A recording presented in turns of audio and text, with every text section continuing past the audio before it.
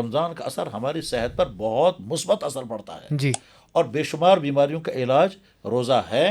اور یہ صرف ہم جیسے لوگ ہی نہیں جن کا تعلق دین کے ساتھ لکھنے پڑھنے کا ہے، بلکہ وہ لوگ ہیں جن کا دین کے ساتھ لکھنے پڑھنے کا تعلق نہیں ہے، بلکہ یہاں تک کہ غیر مسلم حضرات بھی کہتے ہیں کہ صاحب فاسٹنگ کے اور مسلمانوں کے روزے کے کتنے اثرات ہیں، کہ کوئی آدمی ہرگز یہ نہ سمجھے کہ میں روزہ رکھوں گا تو بیمار ہو جاؤں گا. بالکل. ہاں یہ تو ہو سکتا ہے کہ آپ بیمار ہیں روزہ رکھ کر کے ٹھیک ہو جائیں گے، لیکن ایسا نہیں ہو سکتا ہے کہ آپ صحت مند تھے اور روزہ رکھ کر کے بیمار ہو گئے. افطار کے ٹائم پہ کافی رونق ہوتی ہے، اور ہماری جو مسجد ہے اس میں ایک بہت ہی خوبصورت چیز میں دیکھتا ہوں کہ چھوٹے چھوٹے بچے جو ہیں وہ افطار کا اہتمام کرتے ہیں، لوگوں کے لیے دسترخوان لگاتے ہیں، کھجوریں بانٹتے ہیں، پانی دیتے ہیں لوگوں کو.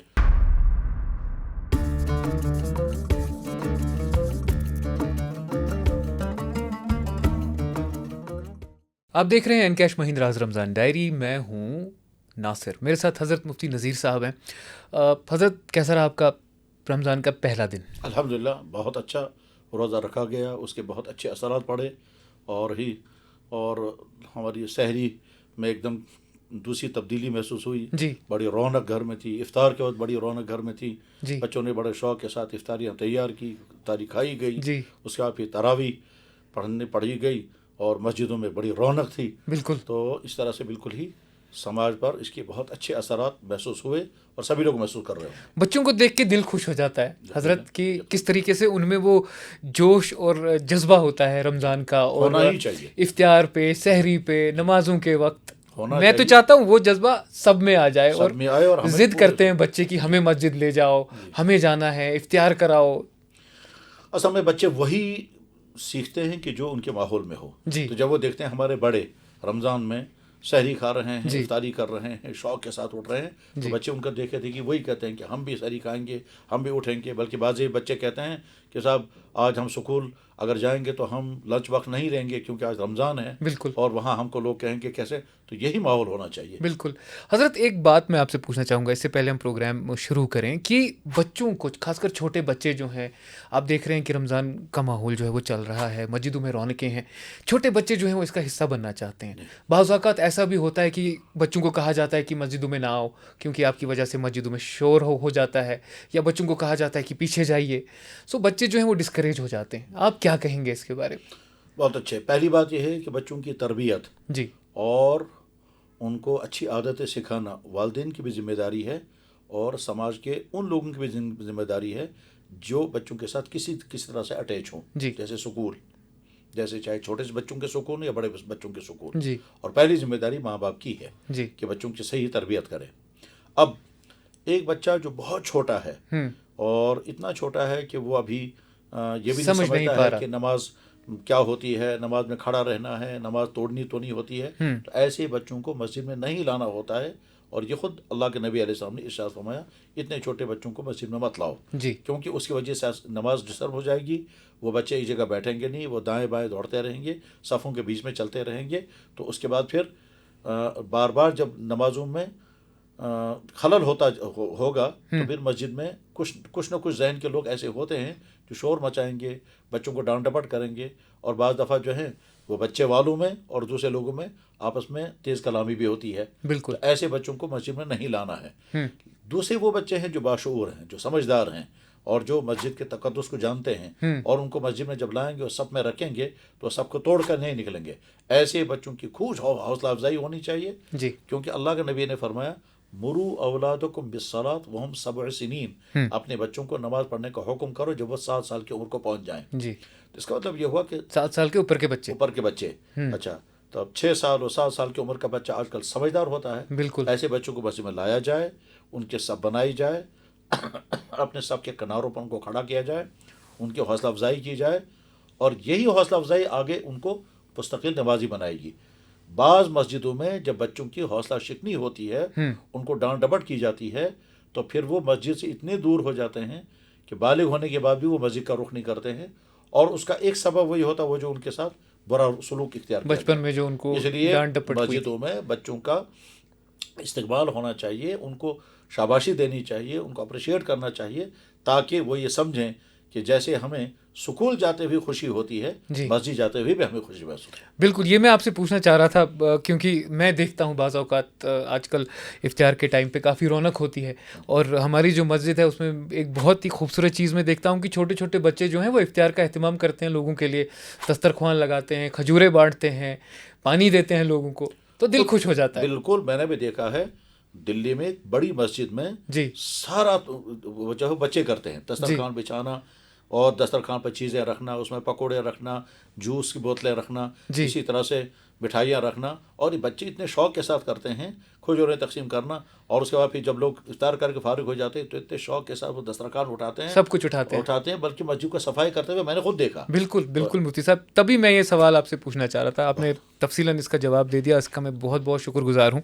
رمضان کا مہینہ جو ہے اس میں آپ نے جب ہم نے پہلا شو کیا تو آپ نے کہا کہ دینی اعتبار سے تو انسان بہت کچھ سیکھتا ہے اور روحانی اعتبار سے بھی چاہتا ہے کہ بہتر بنے, لیکن صحت کی اگر میں بات کروں اس میں صحت کے بھی فائدے ہیں جو کہ طبی ماہر ہیں وہ تو بتاتے ہی ہیں کہ اگر آپ روزہ رکھیں گے اس کے کتنے فائدے ہیں, لیکن آپ کیا کہنا چاہیں گے؟ بیکاز ہم جب بات کر رہے تھے آپ نے بھی کہا کہ اس کے بے حد فائدے ہیں, اور اگر آپ روزہ رکھتے ہیں ایک تو روحانی طور پہ آپ صحتیاب ہوتے ہی ہیں اور دینی طور پہ بھی صحتیاب ہوتے ہیں. تو اگر میں صحت کے حوالے سے بات کروں, آج ہمارے سماج کا ایک بہت بڑا مسئلہ جو ہے وہ صحت اور بیماریوں کا ہے. اس کا اندازہ ہوگا ہسپتالوں کا حال دیکھیے, پرائیویٹ ہسپتالوں میں جا کر بیماریوں کی لائنیں لگی ہوئی ہوتی ہیں, ٹیسٹ جہاں کیے جاتے ہیں قسم قسم کے, وہاں دیکھیے کیسے, اور یہاں کشمیر سے کتنے لوگوں کے کتنے ٹیسٹ باہر جاتے ہیں, خود کشمیر کے کتنے لوگ باہر کے ہسپتالوں میں ہیں, گھروں کا کیا حال ہے, وارڈ بھرے ہوئے ہیں. تو بیماری آج کا بہت بڑا ایشو ہے اور بہت بڑا مسئلہ ہے, اور یہ بیماریوں کا بڑھتا ہوا سیلاب بہت تشویشناک ہے, اور اس میں ہر قسم کی بیماریاں ہیں, یہاں تک کہ چھوٹی عمر کے لڑکے بھی, چھوٹی عمر کے بچے, چھوٹی عمر کے جوان جن کو بہت صحت مند ہونا چاہیے وہ ان بیماریوں میں ہیں جو بیماریاں پہلے زمانے میں بڑھاپے میں ہوا کرتی تھی. مطلب جوان کڈنی فیلئر ہیں, جوان ہارٹ ڈیزیز کی بیماری ہیں, جوانوں میں کینسر بہت زیادہ ہے, معدے کی بیماریاں ہیں وغیرہ وغیرہ. اور یہ یہاں کے بہت سارے ذمہ دار ڈاکٹر بھی بہت تشویش میں رہتے ہیں کہ آخر یہ بیماریوں کا اتنا زیادہ ریشو بڑھ کیوں جا رہا ہے. خیر, اس بیماریوں سے بچنے کے لیے جو بہت ساری چیزیں ہم کو کرنی ہوں گی, جیسے لائف سٹائل چینج کرنا ہوگا, کھانے کا سسٹم چینج کرنا ہوگا, ٹھیک ہے, کھانے کی چیزوں کے بارے میں سوچنا ہوگا کہ ہم کیا چیزیں کھا رہے ہیں اور وہ ہیلتھی ہیں بھی یا نہیں, ٹیسٹی تو ہیں, تو ٹیسٹ کی بنیاد پر ہم کھا رہے ہیں, مزے کے لیے کھا رہے ہیں, چاہے وہ ہمارے صحتوں کو تباہ کر رہے ہوں. اسی طرح سے رمضان ہے, رمضان کا اثر ہماری صحت پر بہت مثبت اثر پڑتا ہے جی اور بے شمار بیماریوں کا علاج روزہ ہے. اور یہ صرف ہم جیسے لوگ ہی نہیں جن کا تعلق دین کے ساتھ لکھنے پڑھنے کا ہے, بلکہ وہ لوگ ہیں جن کا دین کے ساتھ لکھنے پڑھنے کا تعلق نہیں ہے, بلکہ یہاں تک کہ غیر مسلم حضرات بھی کہتے ہیں کہ صاحب فاسٹنگ کے اور مسلمانوں کے روزے کے کتنے اثرات ہیں. میں نے کافی پہلے کتاب پڑھی جو رشین ایک آتھر نے لکھی, اور وہ کمیونسٹ تھا, لیکن اس کو تھیسس لکھنی تھی تو اس نے اسی پر لکھا کہ فاسٹنگ کے فائدے کیا ہیں, اور اس فاسٹنگ میں پھر سب سے اہم ترین ٹاپک جو اس نے رکھا کہ مسلمانوں کے ہاں جو فاسٹنگ ہوتی ہے اس فاسٹنگ کے فائدے صحت پر کتنے ہیں, اور کتنی بیماریوں کا وہ بتا رہا ہے کہ اس روزے سے اس بیماری پر یہ اثر پڑے گا, اس بیماری پر یہ اثر پڑے گا. ان میں سے معدے کی بہت ساری بیماریاں, جگر کی بیماریاں, کڈنیز کی بیماریاں, شوگر کی بیماریاں, اسی طرح سے پریشر کا کنٹرول ہونا وغیرہ. اور اصل ٹاپک تو یہ ڈاکٹر حضرات کا ہے کہ ڈاکٹر جو دیندار ڈاکٹر ہو اور اس ٹاپک پر وہ پوری ریسرچ کرے, وہ بتا سکتا ہے کہ بیماریوں کی لسٹ کے مطابق کہ روزے کا اثر اس بیماری پر یہ اثر پڑے گا, یہ پڑے گا, یہ پڑے گا. ہم ان جنرل یہ کہتے ہیں کہ روزوں کی وجہ سے انسان کی صحت پر بہت اچھے اثرات پڑتے ہیں, اور بہت ساری بیماریوں کا روزہ بہترین علاج ہے. اس میں انسان کو ڈر رہتا ہے کہ مجھے بھوک جھیلنی پڑے گی. یہ جو بھوک جھیلنا ہے نا, یہ خود بیماریوں کا علاج ہے. بالکل. میں اس میں آپ کو ایک بات بتاؤں, وہ نا آج کل پوری دنیا میں ایک ٹرینڈ چل رہا ہے مفتی صاحب جسے انٹرمیٹنٹ فاسٹنگ کہتے ہیں, جس میں 12 سے 16 گھنٹے جو ہے آپ کو فاسٹ کرنا پڑتا ہے, کچھ نہیں کھانا ہوتا ہے. اب بہت سارے جو بڑے بڑے ایتھلیٹس ہیں یا جو لوگ وزن کم کرنا چاہتے ہیں ان میں سے میں بھی ایک ہوں. پچھلے سال میں ایک وزن کا تھا, اس سال ذرا تھوڑا ہلکا ہو گیا ہوں, آپ کو بھی لگا ہوگا. میں محسوس کر رہا ہوں. تو یہ سب اسی سے پاسبل ہوا ہے. جی جی. تو اب جب 16 گھنٹے کی فاسٹنگ تک لوگ پہنچ گئے, تو ہمارے اسلام نے تو پہلے ہی رکھی تھی نا فاسٹنگ, اور 16 گھنٹے کی نہیں. اسلام نے جو فاسٹنگ رکھی تھی وہ رکھی صبح 7 بجے سے غروب آفتاب تک, اور یہ کبھی 10 گھنٹے کی ہوگی, کبھی 11 کی ہوگی, کبھی 12 کی ہوگی, اور دنیا کے کچھ ملکوں میں یہ ایسے بڑھ بھی جاتی ہے، یہاں تک کہ ناروے کے شمالی علاقوں میں یہ 22 گھنٹے کی بھی ہو جاتی ہے، یعنی 22 گھنٹے کا دن ہے اور وہاں مسلمان روزہ رکھ رہے ہیں صاحب. اسی طرح سے سائبیریا کے کچھ علاقوں میں جہاں سخت ترین سردیاں ہیں، -50 -70 تک ہے، وہاں لوگ رہ بھی رہے ہیں اور روزہ بھی رکھ رہے ہیں. جی الحمدللہ. دوبارہ روزے کے بہت مثبت اثرات ہیں، بلکہ بہت ساری بیماریوں کا روزہ ایک بہترین علاج ہے. اس لیے شوق کے ساتھ روزے رکھنا چاہیے، بلکہ ساتھ میں یہ بھی چاہنا چاہیے کہ روزہ میں رکھوں اور مجھے بھوک لگے اور بھوک میں برداشت کروں. یہ جو بھوک میں برداشت کروں گا، تو جب بھوک برداشت کریں گے تو آپ کے فاضل حرارے ختم ہو جائیں گے اور آپ کے جسم کا فیٹ کم ہو جائے گا. اس لیے کہ جب معدے میں غذا نہیں ہوتی ہے اور معدہ جو ہے وہ کھانا چاہتا ہے اور غذا اسے نہیں ملتی ہے، تو اپنے جسم کے فیٹ ہی کو لے کر کے استعمال کرتا ہے. اس طرح سے وزن کم ہوگا. بالکل. بہرحال یہ بات طے ہے کہ روزوں کی وجہ سے انسان کو جسمانی اور طبی بہت فائدہ ہوگا اور بہت ساری بیماریوں کا ایک بہترین علاج ہے. بالکل ماشاءاللہ تفصیلاً آپ نے اس پہ بیان اس میں کیا. البتہ ایک چیز میں اور ایڈ کروں گا، جی. اور یہ اسلام کی خوبی ہے کہ اگر کوئی آدمی پہلے سے بیمار ہے اور ڈاکٹر اسے یہ کہتا ہے کہ آپ کو روزہ رکھنے سے اس بیماری میں اور زیادہ بڑھ جانے کا خطرہ ہے، تو اس کو اسلام یہیں سے اجازت دیتا ہے اب روزہ مت رکھیں. بالکل. اس پہ ہم کنسیشن ہے. اس کے بعد اگلا سوال ہے، لیکن اس کے ساتھ ایک چیز جو میں ایڈ کرنا چاہوں گا وہ یہ ہے کہ کوئی آدمی ہرگز یہ نہ سمجھے کہ میں روزہ رکھوں گا تو بیمار ہو جاؤں گا. بالکل. ہاں یہ تو ہو سکتا ہے کہ آپ بیمار ہیں روزہ رکھ کر کے ٹھیک ہو جائیں گے، لیکن ایسا نہیں ہو سکتا ہے کہ آپ صحت مند تھے اور روزہ رکھ کر کے بیمار ہو گئے. ایسا کبھی نہیں ہو سکتا. ایسا نہیں ہوگا. جیسے زکوٰۃ دے کر آدمی غریب نہیں ہوگا، جی. اسی طرح سے حج کر کے آدمی غریب نہیں ہوگا، روزہ رکھ کر آدمی بیمار نہیں ہو سکتا. بالکل. ہم اگلی جو ہماری نشست ہے اس پروگرام کی، اس میں یہی بات کریں گے. مفتی صاحب بہت بہت شکریہ، تفصیلاً آپ نے بیان کیا. ہم جو ہمارے پیارے نبی صلی اللہ علیہ وسلم ہیں ان کی سیرت پہ روشنی ڈالتے ہیں جانے سے پہلے. بہت اچھا. آج کیا کہیں گے آپ؟ ایک واقعہ جو میں نے پڑھا بھی ہے، بیان بھی کیا ہے، اور ابھی تھوڑی دیر پہلے میرے ایک بہت ہمدرد بھائی نے مجھے اس واقعے کے کچھ ہنٹس دیے، تو میں وہ واقعہ سناتا ہوں. جی. جب ہماری نبی دنیا سے رخصت ہونے والے تھے، تو جو آپ نے آخری دنوں میں جو مختصر سے خطبے دیے ہیں، ان مختصر خطبوں میں آپ کو احساس یہ ہوا کہ مجھے لوگوں کے سامنے ایک خاص بات کا تذکرہ ضرور کرنا چاہیے، اور وہ یہ کہ اگر کسی کا قرضہ میرے ذمہ ہوا اور مجھے یاد نہ رہا ہو، تو ایسا نہ ہو کہ میں وہ قرضہ لے کر چلا جاؤں اور مجھے یاد نہیں تھا لہٰذا میں ادا بھی نہیں کر پاؤں گا. اس لیے مجھے ضرور لوگوں کے سامنے یہ بات کہنی چاہیے، اگر کسی کا کوئی پیسہ میرے ذمہ ہو جو مجھے یاد نہ رہا ہو تو آج دنیا میں مجھ سے لے لیں. جی. چنانچہ اس غرض کے لیے اللہ کے نبی علیہ السلام مسجد نبوی میں آئے. جی. آپ بیمار تھے، چلنے کی ہمت نہیں تھی. ڈیٹیل حدیث کی کتابوں میں موجود ہے. حضرت عائشہ اس واقعے کو بیان کرتی ہیں. تو اللہ کے نبی علیہ السلام مسجد میں تشریف لائے، آنے کی ہمت نہیں تھی، غسل کیا تاکہ تھوڑا فریش ہو جائیں، اور اس کے بعد پھر مسجد میں جب تشریف لائے اور ممبر پر اوپر چڑھ نہیں سکے، نیچے ہی بیٹھے، پھر فرمایا کہ بھائی اگر کسی کا میرے ذمہ کوئی قرضہ ہو تو آج وصول کر لو.